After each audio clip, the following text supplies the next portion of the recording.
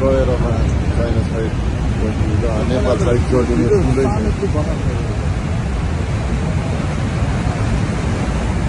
अब वीडियो देख के आप लोगों को समझ में आ गया होगा ये कौन सा बॉर्डर है। ये रसुआगढ़ी वाला बॉर्डर है जो मेन बॉर्डर है नेपाल और चाइना के बीच का, जिसमें सारे टूरिस्ट क्रॉस करते हैं। काफी सारे ब्लॉगर्स की वीडियो में आप लोगों ने ये ब्रिज देखा होगा, इंटरनेशनल बॉर्डर क्रॉसिंग के लिए यूज होता है। ठीक है, तो ये वाला जो बॉर्डर था ना, मतलब ये ब्रिज ही नहीं था। पहले तो मैं कंफ्यूज, मैंने कहा मतलब अगल बगल है कहीं, तो उन्होंने बताया कि ये जो ब्रिज है पूरा वैनिश हो चुका है और आप बॉर्डर क्रॉस नहीं कर पाओगे। और वो जस्ट एक दिन पहले ही हुआ था, मतलब जिस दिन उनका मेरे को मैसेज आया अर्ली मॉर्निंग ही हुई थी वो चीज। पहले तो देख के मेरा दिमाग खराब हो गया। मैंने उनसे पूछा मतलब किया क्या जाए, अभी होता ऑप्शन क्या है। तो उन्होंने बोला कि कर तो कुछ भी नहीं सकता, आपको वेट करना पड़ेगा। बट मेरी जो आइटनरी थी ना, जिस हिसाब से मुझे निकलना था, मेरे वीजा ना H2A आए हैं, तो उसकी वजह से ये दिक्कत हो गई कि अगर मैं यहाँ पर लेट एंट्री करता तो मैं वहां पर एंट्री नहीं कर पाता, मतलब बाकी दूसरी कंट्रीज में। तो मुझे एनी हाउ चाइना में एंट्री करनी थी एक पर्टिकुलर डेट के ऊपर। तो मैंने उनको बोला कि कैसे कर सकते, कोई और बॉर्डर बताऊँ। उन्होंने बोला कोई बॉर्डर नहीं है। और तब तक ये नाटो वाला जो अभी जहाँ जा रहा हूँ ना मैं, ये वाला बॉर्डर का कोई ऑप्शन भी नहीं था, क्योंकि ये सिर्फ ट्रेडिंग के लिए यूज होता था और चाइनीज गवर्नमेंट ने बॉर्डर खोला ही नहीं था टूरिस्ट के लिए। ठीक है, तो उनसे फिर मैंने पूछा क्या कर सकते हैं, मैक्सिमम क्या हो सकता है। मैं तो भूटान तक पहुंच गया था कि भूटान से एंट्री करवा दो, वहां भी चला जाऊंगा, बट मेरे को करना है तो करना है किसी भी हाल में। ठीक है, फिर बाद में उन्होंने बोला कि देखते हैं। तो अगले दिन फिर उनका अपडेट आया कि एक दूसरा बॉर्डर है, बल्कि उनका नहीं, दूसरे एजेंट का मेरे को मैसेज आया। उनसे मेरी बात चल रही थी। ठीक है, बट मेरे को जाना एडवर्ड के साथ ही था। बट मैंने उनसे पूछा ऐसे कि क्या अपडेट है वहां पर। ठीक है, तो नेपाली एजेंट था, उनसे पूछा तो उन्होंने बोला कि एक दूसरा बॉर्डर है नाटो करके, और वो बॉर्डर सिर्फ ट्रेडिंग के लिए यूज करते हैं नेपाल और चाइना। तो वो बॉर्डर होपफुली, मतलब चांसेस है कि खोल देगी चाइनीज गवर्नमेंट। नेपाल तो खोलना चाहती थी, बट लग रहा था कि चाइना गवर्नमेंट अलाउ करेगी नहीं करेगी उसको खोलने के लिए। But at the end agree कर लिया दोनों गवर्नमेंट ने, और वो वाला बॉर्डर टूरिस्ट के लिए भी खोल दिया गया। बट वो खोला गया था 20 तक, और मुझे एंट्री करनी थी 22 से 23, सॉरी 24 से 25 को। तो ये नहीं पता था कि 20 के बाद वो लोग अलाउ करेंगे नहीं करेंगे। बट ये था कि जब अगर नया नहीं बनेगा तो ऑब्वियसली वो 20 की डेट जो है एक्सटेंड कर देंगे। ठीक है, फिर अभी कुछ टाइम पहले जैसे ही मैं वीडियो डालने वाला था, एक दो दिन बाद वो वाली, ठीक है, मुझे लग रहा था कि अब तो कुछ ना कुछ, या तो मुझे गाड़ी शिपिंग करानी पड़ेगी, कहीं जाना पड़ेगा दुबई वगैरह। ठीक है, बट फिर उसके अलावा मेरा रशिया वीजा भी वेस्ट हो जाता है। एस्टोनिया से मुझे एंटर करना था, वो वाला जो यूरोप का मेरा टाइमलाइन था वो भी सारा वैनिश हो जाता। रीजन बीइंग मुझे फिर से टर्की से होते जाना पड़ता, तो टर्की का वीजा अप्लाई करो, सब कुछ इधर उधर होने वाला था। फिर एट दी एंड अचानक से एडवर्ड का मैसेज आया कि भाई वो वाला बॉर्डर खुल गया है और आपका परमिट, आपका जो तिब्बत परमिट है वो हम लोग अप्लाई कर देते हैं, आप हमें डॉक्यूमेंट सारे शेयर कर दो। तब जाके मेरी जान में जान है। मैंने कहा चलो एटलीस्ट हो गया। बट फिर भी मैं असमंजस में था कि क्योंकि अभी तक इस बॉर्डर से ना कोई भी इंडियन टूरिस्ट गया नहीं है एज पर दोज एजेंट्स। ठीक है, उन्होंने मुझे ऐसा बोला है कि आप पहले होगे इस वाले बॉर्डर से। मुझे नहीं पता, क्या पता कोई लोग गए हों, बट उन्होंने मेरे को बोला है कि हमारे थ्रू तो अभी तक कोई एजेंट कोई टूरिस्ट नहीं गया है। यही चीज उन्होंने मेरे को बताई। मैंने कहा देखो भाई क्या हो सकता है। फिर जब परमिट नहीं आ रहा था जब तब तक भी मेरे को टेंशन थी कि परमिट कब आएगा। और अभी कैमरा बहुत शेक कर रहा है क्योंकि फ्रंट कैमरे से बना रहा हूँ मैं, क्योंकि ये क्लैंप है ना जो, ये थोड़ा सा अजीब है, इसमें मैं रियर कैमरा यूज ही नहीं कर पा रहा हूँ। हाँ, तो मैं वही बता रहा था कि एंड तक मैं असमंजस में था कि एंट्री कर पाऊंगा नहीं कर पाऊंगा। बट मेरा जो तिब्बत परमिट था ना, वो यूजुअली 12 से 15 दिन में आता है। बट मेरे को नेपाली जो एजेंट था उसने बोला कि आ जाता है, मतलब 10-12 दिन में आ जाएगा। बट मेरा परमिट आ गया सिर्फ 4-5 दिन में। उनका आया मैसेज एडवर्ड का कि आपका परमिट आ चुका, आप आ जाओ। ठीक है, जल्दी जल्दी। बट उस टाइम मेरी गाड़ी का काम चल रहा था, तो मैंने कहा जो डेट मैंने सोची है उसी डेट पे ही जा पाऊंगा। बट एटलीस्ट अब मैं एंटर कर पाऊंगा। और बट हेक्टिक होगी बहुत ज्यादा आइटनरी मेरी चाइना की, क्योंकि दिन मेरे पास चाइना में कम है। तो यही था भाई अपडेट। फिर जब पता चल गया भाई अब एंट्री करनी ही करनी है, तो फिर मैंने सोचा अब छोड़ो वाली चीज़ क्या ही डालनी, ये वाला अपडेट मैं आप लोगों को बाद में दूँ। बाकी सारे बहुत सारे लोग कमेंट भी कर रहे थे कि वो वाला बॉर्डर बंद है। अभी भी कमेंट आ रहे हैं कि आप नहीं क्रॉस कर पाओगे। कुछ लोग बोल रहे हैं नेपाल से ही वापस आना पड़ जाएगा क्योंकि बॉर्डर वैनिश हो चुका है। बट ऐसा नहीं है भाई, ये सारी R&D हमारी बैकग्राउंड में चलती रहती है, क्योंकि बिना R&D की ट्रिप हो ही नहीं सकती। अब मेरे को हर बॉर्डर का पहले ही पता करना पड़ता है, वहाँ पर क्या सीन चल रहा है, क्या है एंट्री का, एग्जिट का। तो सारी चीज़ें पहले से डिसाइड होती है। मुझे पता था कि वैनिश हो चुका है, और उसके बैकग्राउंड में जो चीज़ें चल रही थी वो मैंने अपडेट नहीं किया था बस। तो यही था अपडेट, अभी दे दिया आप लोगों को। ठीक है, फाइनली आज हम लोग पहुंच जा रहे हैं मतलब बॉर्डर पे। कल हम लोग होपफुली नहीं 100% हम लोग एंटर कर जाएंगे, क्योंकि एडवर्ड ने सारे डॉक्यूमेंट्स है मेरे वो भी सबमिट कर दिए हैं वहाँ के कस्टम्स को, चाइनीज कस्टम्स को, जितने भी उन्होंने बनवाए थे। मेरे तिब्बत परमिट हो गया, चाइनीज वीज़ा हो गया, सब कुछ। ठीक है, तो अब मेरी कल 100% एंट्री आज की थी वैसे।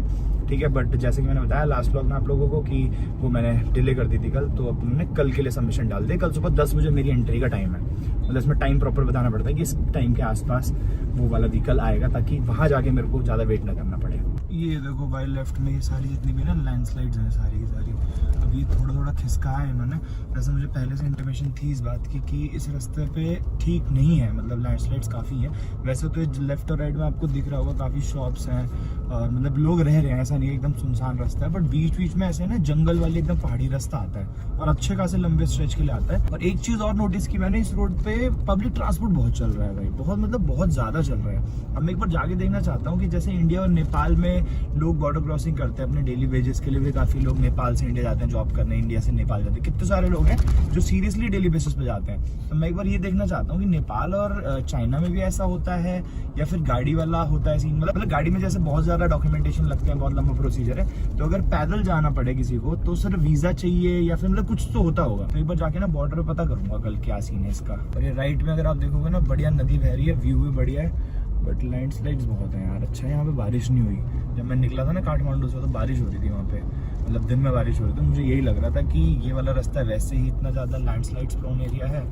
कहीं पर ऐसा ना हो कि बहने बहने वाला कोई सीन हो सड़क, कहीं फंस जाऊँ और पहुँच ही ना पाऊँ बॉर्डर। बाकी ये जो साथ साथ रिवर चल रही है ना, ये है सनकोशी रिवर, और मैं तो ये सोच रहा हूँ कितना अच्छा डिसीजन था ये आज आने का, क्योंकि ये सड़क ऐसी है अगर रात के टाइम पे फिर अर्ली मॉर्निंग के टाइम पे 3-4 बजे मैं निकलता ना तो हालत तो खराब होती भाई। देखो रात को ड्राइव करने में कुछ भी हो, और गलती से कहीं गाड़ी खराब हो जाती है, पंचर हो जाता, कुछ भी मिस हैपनिंग होती तो कोई भी नहीं मिलता। एटलीस्ट अब दिन के टाइम पे इतने सारे लोग दिख रहे हैं ना तो ईजिली मैं ड्राइव कर पा रहा हूँ। और बहुत डिफरेंस है भाई सीरियसली, इंडिया में अकेले घूमना, मैं घूमा हूँ अकेले ऐसी बात नहीं है, और इंटरनेशनल भी फ्लाइट्स में अकेला घूमा हूँ ऐसी बात भी नहीं है, बट बाय रोड जा रहा हूँ ना तो अब कल तक मेरे को ये फीलिंग नहीं आई थी, बट अब मुझे ना एकदम दुखी सी हो रही है अंदर। डर नहीं लग रहा है बट एक ना अलग सी एक्साइटमेंट है, मतलब क्या है समझ नहीं आ पा रहा है। मतलब मुझे लग रहा है मेरे दिमाग में ना आ रहा है कि जैसे मैं जा चुका हूँ ऑलरेडी बाय रोड, तो छोटी छोटी चीजें होती हैं जो दो लोग मिलके कर लेते हैं, तो अब मेरे दिमाग में भी आ रहा है कि यार अगर ऐसा हो गया तो, अगर ऐसा हो गया तो। अब आपको छोटा सा एग्जांपल दूं ना तो यूरोप में लेफ्ट हैंड ड्राइव होता है, ठीक है, अब हम राइट हैंड ड्राइव पे हैं, तो हर चीजें जैसे इंडिया में क्या होता है, हर चीज जैसे आप टोल पे जाओगे तो राइट हैंड साइड में मिलेगा जो उसका बूथ होता है, ठीक है, कोई आएगा तो राइट हैंड साइड पे आएगा, कुछ भी होता है राइट हैंड साइड पे ड्राइवर के साथ होता है, अगर कोई अकेला हो चाहे साथ में, वो ड्राइवर से ही बात होती है। अब यूरोप में क्या सीन है कि भाई लेफ्ट हैंड साइड में जो टोल का बूथ है, तो पहले क्या होता था कि मैं इधर बैठा रहता तो अनमोल उधर था, तो अनमोल क्या करता था वहां से क्लिक करके वहां से टिकट निकाल लेता था, हाईवे के जो आपके टोल की पर्ची कटती है, मैं होता था तो मैं निकाल लेता था, या कोई भी अगर पुलिस वाला बैठा होता तो उधर ही आता था तो वो बात कर लेता था। बट इस बार क्या होगा, मेरे को सबसे बड़ा टास्क लग रहा है कि टोल के लिए मुझे टोल पे वहां खड़ा करना पड़ेगी गाड़ी, उतर के फिर उधर जाऊंगा, फिर मैं वहां से फिर क्लिक करके फिर वहां से पर्ची निकालूंगा। तो एक छोटा सा एग्जाम्पल दिया है मैंने आपको, ऐसे बहुत सारी चीजें, अब ये गाड़ी से रिलेटेड एग्जाम्पल दिया है, बिना गाड़ी के भी बहुत सारी चीजें हैं, ठीक है। तो वो सारी चीजें करना, वो मतलब खाली टाइम पे मैं यही सोच रहा हूँ, या तो मैं व्लॉग कर रहा हूँ या तो मेरे दिमाग में नहीं सब में चल रहा है। सोचो इतनी लंबी जर्नी आ गया मैं, अभी तक मैंने एक गाना तक नहीं सुना गाड़ी में, ठीक है, दिमाग में ये सब बैक टू बैक थॉट्स आ रहे हैं मेरे। बट ठीक है यार, अब करना पड़ेगा, डिसाइड किया तो करेंगे, पूरा कंप्लीट करेंगे इसको, अच्छे से कंप्लीट करेंगे चाहे जितनी भी डिफिकल्टीज आए। ये क्या हो रखा है भाई, ट्रक भी रोक रखे हैं इन्होंने सारे, हमारी चली जाएगी जहाँ तक है। अरे यार स्किड प्लेट में लग रहा है, चलो चलो चलो चलो चलो, ओ भाई साहब, चलो 4x4 नहीं एक्टिवेट करनी पड़ी, ये पूरा का रास्ता ऐसा ही हो रखा है। इतनी देर से मैं खुश हो रहा था कि बढ़िया रास्ता है, देखो क्या हो गया, अब सारा रास्ता ऐसा ही है। मुझे लग रहा है वो पीछे कह रहे थे कि थोड़ा खराब रास्ता आएगा आगे, देख लो कैसे आ रहे हैं। जाओ जाओ, यहाँ पर दिखा रहा है सीधे जाओ, सामने रास्ता ही नहीं है, और राइट हैंड साइड पे पतली सी रोड जा रही है एकदम कच्ची सी, ये तो बोल रहे हैं चली जाएगी, बट मुझे डर लग रहा है क्योंकि नीचे है बहुत गंदा स्लैश। ये तो नहीं आ रही है, बाइकें आ रही है तो भाई गाड़ी भी चली जाएगी जहाँ तक है। अरे यार चलो जी कर दो चढ़ाई। नहीं नहीं नहीं, स्लश में ना एक तो फंसने का डर रहता है, पर चलो ये है कि 4x4 है, दिक्कत नहीं आएगी। ये देखो तो टायर कैसे स्कट मार रहे हैं भाई, ओ भाई साहब, बीच बीच में सिटीज पड़ रही है तो थोड़ा कॉन्फिडेंस आ रहा है मेरे को। सुनसान रोड पे भाई इस टाइम तो वैसे ही मैंने अवॉइड करने का सोचा था कि मैं नहीं ड्राइव करूंगा, ना ही मैं करूंगा। ये सामने बारिश हो रही है क्या? हाँ धीरे धीरे बूंदाबांदी होने लगी है शुरू, पर मैं चाहता नहीं कि यार बूंदाबांदी। ये क्या कर रही है नीचे? अरे मेन रोड पे बैठ के पता नहीं क्या कर रही थी। बाकी मैं बता रहा था कि ज़्यादा मैं चाहता नहीं कि बारिश हो, क्योंकि जितनी ज़्यादा बारिश होगी ना उतनी मुझे डिफिकल्टी होगी ड्राइव करने में कल जब मैं क्रॉस कर जाऊंगा, क्योंकि बॉर्डर के मैं बहुत क्लोज आ चुका हूँ। 27 किलोमीटर रह गया सिर्फ यहाँ से बॉर्डर। और जो मैंने एजेंट से पूछा था कि मेरे को वहाँ पे होटल मिलेगा नहीं मिलेगा, तो उन्होंने बोला था कि प्रोबेबिलिटी है कि मिल जाए, ठीक है, बट चांसेस ये भी है कि ना मिले और आपको गाड़ी में सोना पड़ सकता है। तो अब जाके पता चलेगा। पीछे भी एक आर्मी पर्सनल्स थे तो उनसे पूछा मैंने, तो वो भी कह रहे कि मिल जाएगा, ऐसे दिक्कत नहीं है। छोटे छोटे ना देखो ऐसे ऐसे यहाँ पे चेक पोस्ट से लगे हैं और यहाँ पे आर्मी पर्सनल्स होंगे बट वो साइड में कहीं बैठे होंगे। अब जैसे जैसे बॉर्डर के नजदीक जाते जाएंगे वैसे वैसे नेपाली आर्मी थोड़ी थोड़ी सी मिलने लग जाती है। हो गए भाई, बारिश शुरू हो गई, लो बोलते ही शुरू हो गए। अभी तक हल्की फुल्की बूंदाबांदी हो रही थी, अब बढ़िया शुरू हो गई। देख रहे हो भाई कैसी सड़कें हैं। ऐसी सड़कों पे मैं तो नहीं सजेस्ट करूंगा भाई, आप लोग आओ रात के टाइम पे खासकर। मेरा डिसीजन थोड़ा ऊपर नीचे हो गया। डिसीजन तो मतलब मैं रिग्रेट तो नहीं कर रहा हूँ। ओले भाई वाटर क्रॉसिंग, डिसीजन रिग्रेट नहीं कर रहा हूँ मैं इस टाइम आने का, बट डिसीजन ये कि जो जल्दीबाजी में मैंने ये करा ना, क्योंकि मुझे पहले से थोड़ा सा, बस मुझसे एक गलती हो गई, सिर्फ एक गलती हुई है मुझसे जो जिसकी वजह से मुझे इतना सफर करना पड़ रहा है इस टाइम पे। वो गलती ये हो गई कि मैंने बस ये नहीं चेक किया कि मिनिमम वीजा कितने का देता है रशिया, मतलब कितने दिनों का देता है। मुझे लगा था 1 मंथ का है, ठीक है। और जहां तक मेरी एजेंट से बात हुई उन्होंने मुझे ये बोला था 28 दिन का या फिर 1 महीने का मिल जाता। तो मेरे दिमाग में उस टाइम पे चल रहा था कि यार मुझे तो सिर्फ 8-10 दिन ही रहना है, तो दिक्कत ही क्या है भाई, अगर 1 महीने का मिले चाहे 28 दिन का मिले। बट मुझे एक चीज जो नहीं पता थी वो ये थी कि जो रशियन एम्बेसी वीजा देती है वो देती है 28 दिन का, और वो उस दिन से देती है जो आप ट्रैवल डेट्स दोगे। तो वो जो महीना था जिस मंथ में मैंने अप्लाई किया था, ट्रैवल डेट्स मेरी सही दी थी मैंने, बट जो मैंने दी उनको ट्रैवल डेट्स वो महीना था 31 दिन का। तो उस हिसाब से 1 दिन मेरा वहां कम हो गया। तो जहां 30 का महीना होता है, मतलब 31 का सोच के मैंने दिया था 1 महीने का हिसाब से, तो 2 दिन मेरे वहां कम हो गए। और उन्होंने मेरे को, जहां मैंने 20 तक का बोला था उनको, उन्होंने मेरे को सिर्फ 16 तक का वीजा दिया, 16 अगस्त, ठीक है। तो 16 अगस्त को मेरे को एग्जिट करना है, बट मैं चाह रहा था यूरोप एंटर करना 20 अगस्त को। अब मुझे करना तो पड़ेगा ही 16 को एग्जिट वहां से, तो मैं रशिया और क्या कहते हैं यूरोप के बॉर्डर पे तो बीच में स्टे कर नहीं सकता हूँ।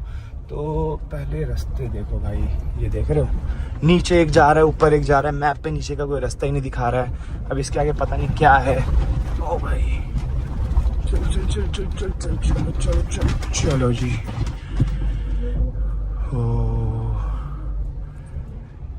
अब वापस से आते हैं टॉपिक पे। तो 28 दिन का जो है वीजा मिला, उसकी वजह से मेरे को 16 को एग्जिट करना पड़ रहा है। अब 16 को एग्जिट वहां से करना पड़ रहा है। 20 तक मैं चाहता था रुकना, बट वो 4 दिन में मैं बॉर्डर पे तो रुक नहीं सकता, तो इसलिए मुझे 16 को एंटर करना पड़ेगा यूरोप। चलो वो भी ठीक है, 4 दिन एक्स्ट्रा रुक जाएंगे यूरोप में। जहां मैंने 20-22 दिन सोचे थे वहां 25-26 दिन रुक जाएंगे यूरोप में। बट रशिया फिर मुझे एग्जिट करने के लिए 16 तारीख को बहुत जल्दी जल्दी खींचनी पड़ रही थी गाड़ी। तो बस एक यही रीजन है जिसकी वजह से थोड़ी मेरी ना आइटनरी बहुत H2H चल रही है। और आने वाली कुछ वीडियोस भी आपको ज्यादातर ट्रैवलिंग की ही दिखेंगी। मैं ऑब्वियसली कोशिश करूंगा कि आप लोगों को ज्यादा से ज्यादा एक्सपीरियंस शेयर करके ज्यादा से ज्यादा इन्फॉर्मेशन प्रोवाइड करवाऊं, ठीक है। बट जो प्लेसेस हैं वो ज्यादा मैं नहीं कवर अप कर पाऊंगा। चाइना की आइटनरी आज बैठ के मैं एडवर्ड के साथ बनाऊंगा कि कहाँ कहाँ रुका जा सकता है और कहाँ कहाँ चीजें दिखाई जा सकती हैं। और इसी वजह से मैंने जो अपनी ड्राइविंग का रखा है ना, वो मैंने ज्यादा खींचने रखा है पर डे में, कि मैं डेली आराम से ड्राइव करने की जगह 1-2 दिन एक्स्ट्रा खींच के और फिर वहां पर पहुंच के फिर एटलीस्ट 1-2 दिन बीच में बचे, वहां पर मैं घूम लूं और आप लोगों को भी दिखा दूंगी कैसी है वो जगह। ये हाल सारा बारिश की वजह से हुआ है, सारा कीचड़ कीचड़। देख रहे हो, ये झरने का पानी नहीं है, नदी तो है साइड में, बट ये बारिश का ही पानी लग रहा है मेरे को।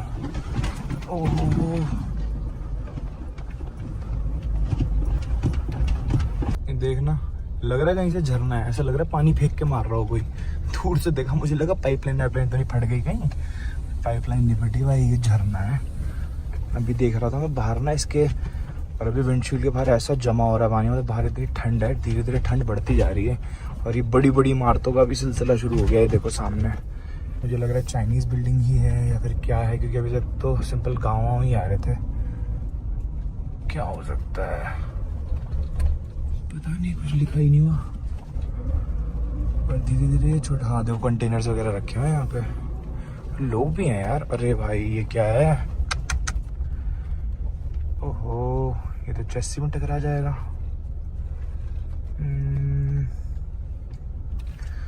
ये दुविधा अलग आ गई, मुझे लग रहा है चेस्सी में लग जाएगा। यहाँ से मैं बचा भी लूँ तो वो वाला लग जाएगा, टायर उस पर चढ़ेगा ही नहीं, उधर खाई है, इतनी है ही नहीं इसकी ग्राउंड क्लियरेंस।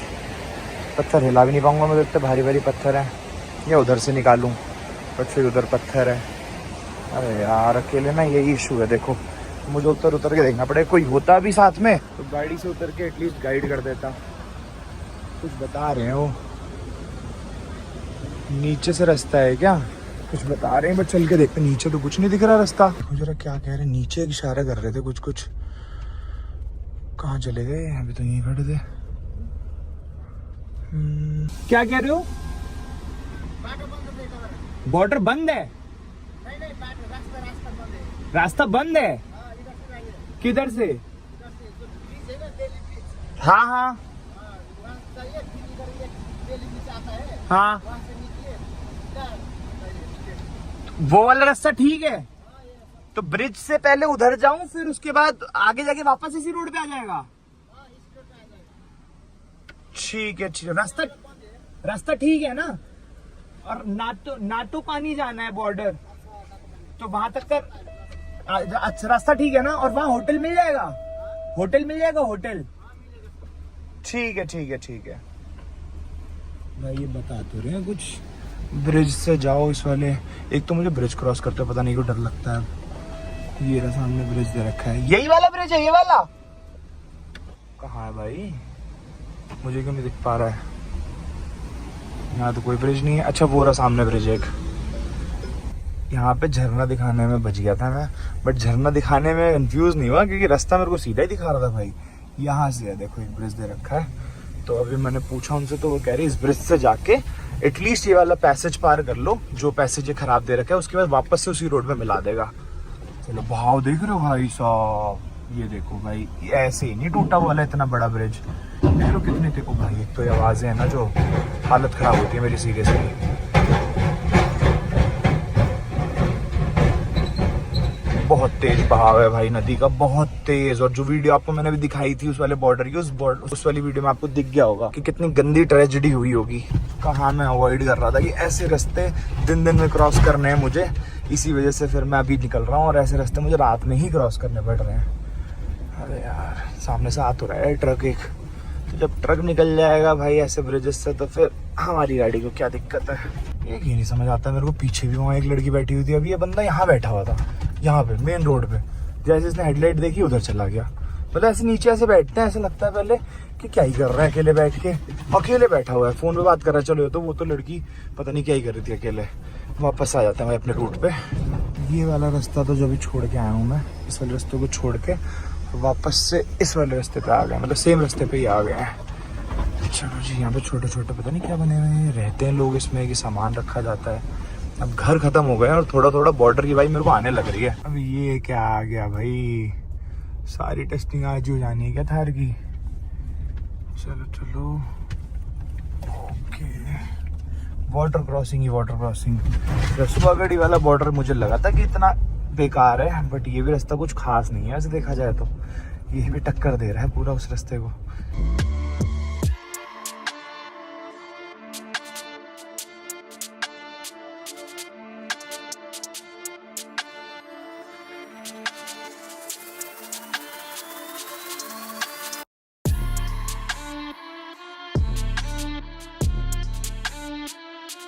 यहाँ से लगभग 5 किलोमीटर की जर्नी रह गई है। राइट साइड में मैंने देखा ये तूफान, मैंने कहा आप लोगों को दिखाऊं एक बार। ये देखो भाई, खतरनाक जिसे कहते हैं ना, ऐसे पानी छोड़ रहे हो। डैम इतने बने हुए इस रास्ते पे, मैं क्या बताऊं, भर के डैम से मुश्किल से हर 2 किलोमीटर आपको डैम दिख जाएगा। और इतना ही बहाव है, और इतने रास्ता देखो कैसा है, कीचड़ हर जगह। मैं तो सोच रहा हूँ भाई अगर कोई नॉर्मल गाड़ी होती तो वो कैसे चढ़ पाती। हाँ कल सुबह, मतलब अभी 2-3 दिन तिब्बत में, उसके बाद फिर चाइना।